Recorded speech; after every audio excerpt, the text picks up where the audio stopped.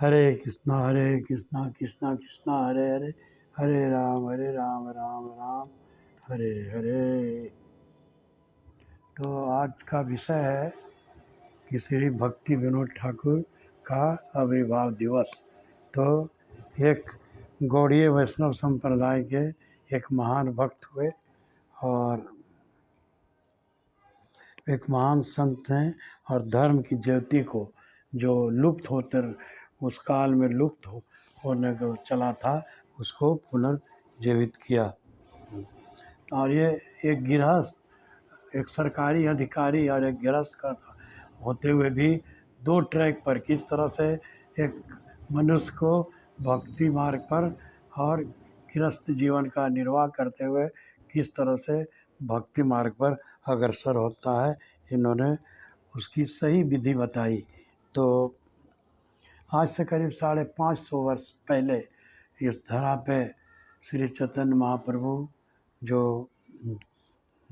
गौड़ीय धारा के गौड़ीय मठ गौड़ीय धारा के निर्माण किया, इन्हीं की दीक्षा और इन्हीं के मार्ग पर को इन्हीं के संकीर्तन आंदोलन को उनके बाद इनके जो 6 गोस्वामी थे, जीव गोस्वामी, रूप गोस्वामी,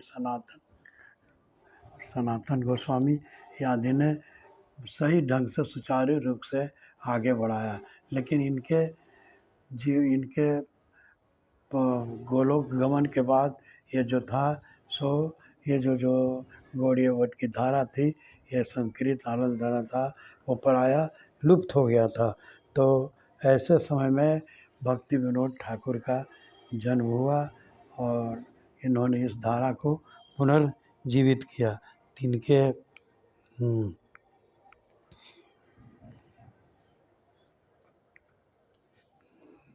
पूरे के चलाया, तो इस धारा को पुनः चलाया।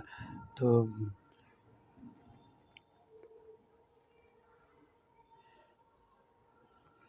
इस धारा को पुनः स्थापित किया। उनकी योग्यता से ब्रिटिश सरकार ने उन्हें बंगाल का मजिस्ट्रेट नियुक्त किया था। तो जो 100 अंग्रेज अधिकारी एक महीना में जो कार्य करते थे, ये श्री भक्ति विनोद ठाकुर एक दिन में 1 घंटे में उसे निभा देते थे।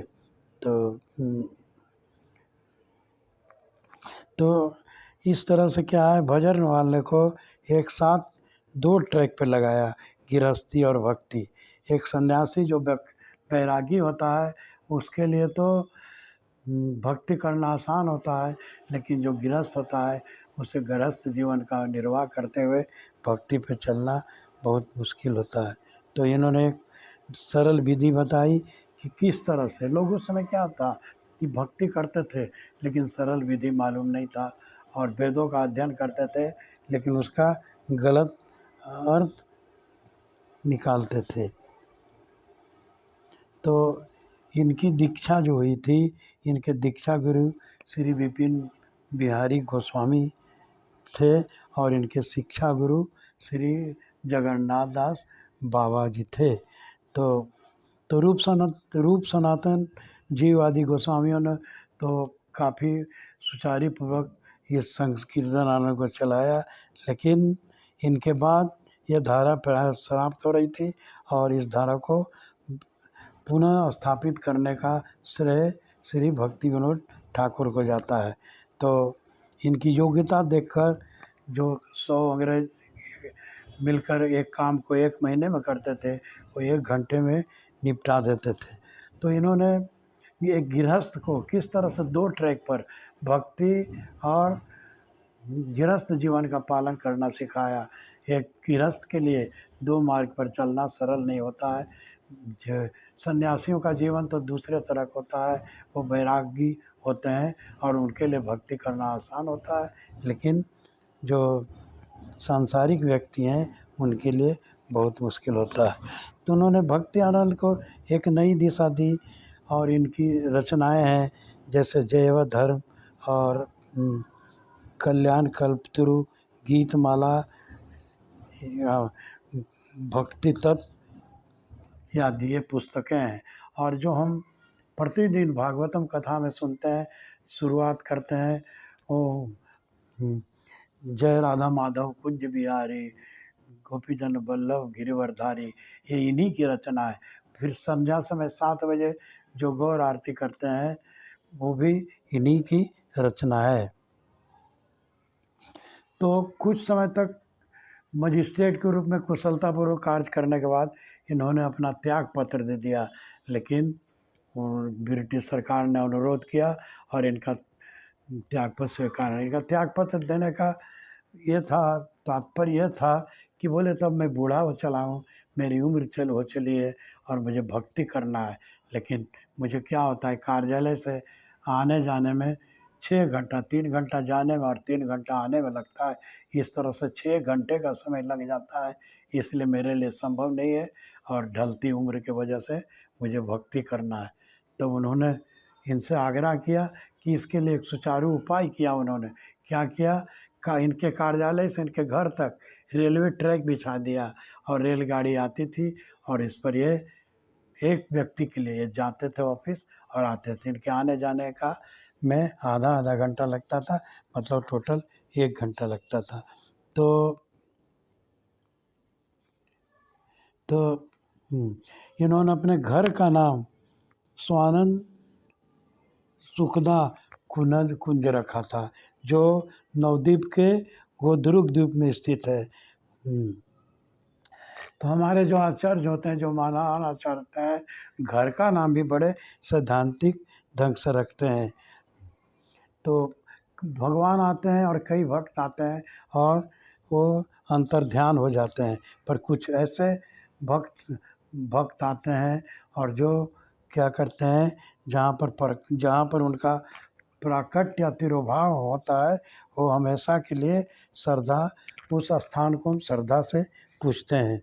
इन्होंने इनका और क्या था, इन्होंने चैतन्य महाप्रभु के जन्म स्थान को ढूंढ लिया।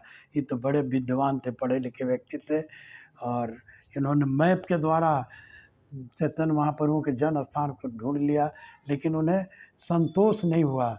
और फिर इन्होंने क्या किया, एक दिन ये अपने घर के छज्जे पर बैठे हुए थे और उन्होंने अप्रितम दृश्य देखा कि गंगा के तट पर एक रत्न जटित सिंहासन है और उस पर गौरांग महाप्रभु गौर कृष्ण आसीन हैं और उनके दाहिनी तरफ नित्यानंद प्रभु हैं और बाईं तरफ गदाधर पंडित हैं। और ये अलौकिक दृश्य देखकर इन्होंने तो इस तरह से, और साथ में ब्रह्मा नारद और देवता लोग और इनकी स्तुति कर रहे हैं। तो इस तरह क्या हुआ, इन्होंने हमें सिखाया कि हमें किस तरह से नित्य मार्ग पर चलना चाहिए, सद्मार्ग पर चलना चाहिए। और इसी नीति और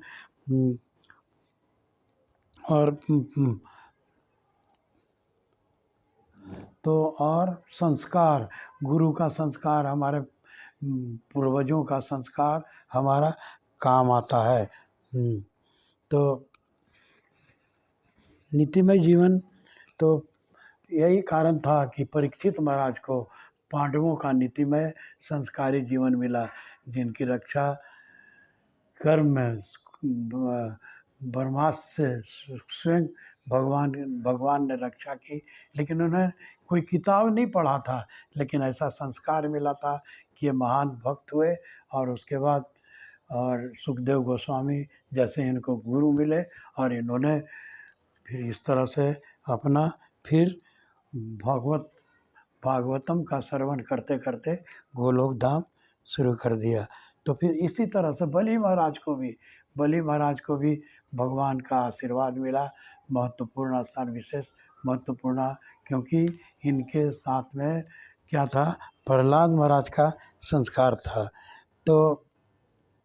तो इसी तरह से भक्ति विनोद ठाकुर नित्य जगन्नाथ मंदिर में जाते थे और विमला देवी से प्रार्थना करते थे कि हमें विमला माता, मुझे ऐसे एक संस्कारी संतान की मुझे इच्छा है कि जो नित्यमय हो और सत्मार्ग पर चले और और भक्ति मार्ग का प्रचार करा उन्हें। और इस तरह से भगवान की कृपा से उन्हें एक संस्कारी पुत्र की प्राप्ति हुई, और जो जो भक्ति सिद्धांत सरस्वती हुए, जिन्हें सिंह गुरु कहा जाता है। और इन्होंने चैतन्य महाप्रभु के भक्ति आंदोलन को सारे संसार में फैलाने का कार्य किया। और इसमें हमारे इस्कॉन के संस्थापक आचार्य श्रील प्रभुपाद, भक्ति वेदांत श्रील प्रभुपाद, अभय चरण भक्ति वेदांत श्रील प्रभुपाद ने उसको आगे बढ़ाया। और उसी की कृपा कि आज इस्कॉन सारे विश्व में स्थापित है, जो सनातन धर्म का एकमात्र अधिकृत पाठशाला है। और इस तरह से ये सांस्कृतिक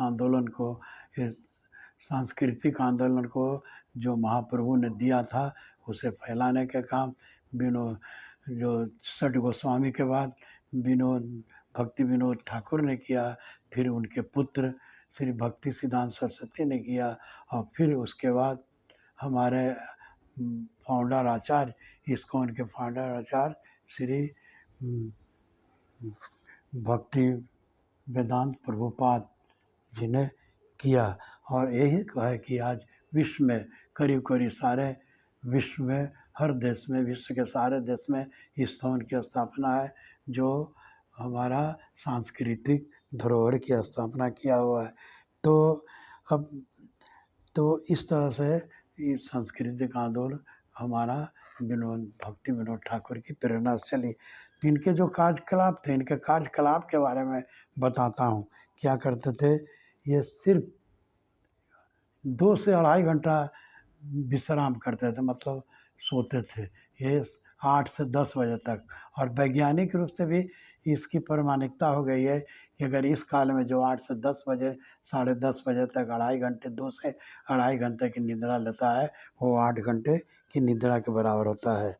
तो इनकी जो दैनिक कार्य प्रणाली थी, कार्य की रूपरेखा थी, वो 7:30 से 10 बजे तक विश्राम करते थे, और 10 बजे से 4 बजे तक लिखने का कार्य करते थे, और 4 बजे से 4:30 बजे तक पुनः आधा घंटा विश्राम करते थे, और फिर 4:30 से 7 बजे तक जपा करते थे, और 7:30 से 7:30 तक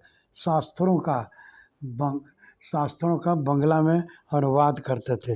9:30 से 10 स्नान करते थे और प्रसाद ग्रहण करते थे। और प्रसाद में क्या ग्रहण करते थे, आधा लीटर दूध और 2 चपाती, बस।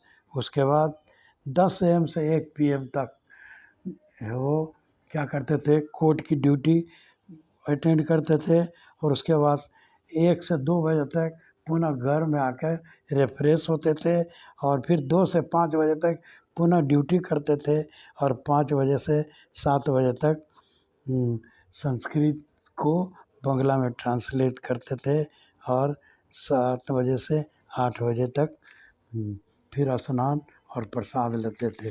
तो इस धरा पर ऐसे महान भक्त का अवतरण दिवस है, और इसलिए जिन्होंने हमें भक्ति आंदोलन में महाप्रभु के भक्ति आनंद को आगे बढ़ाया। बस। हरे कृष्णा कृष्णा कृष्णा हरे हरे।